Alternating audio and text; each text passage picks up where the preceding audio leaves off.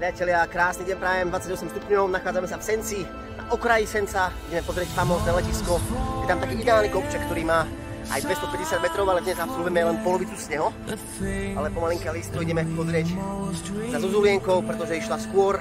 Dobehneme ju, rozcvičíme sa, 4 rozklus, 4 výklus, pár kopčekov po tráve, možno aj na boso, ale to už je nepodstatné. Poďme si ju pozrieť aj z výšky.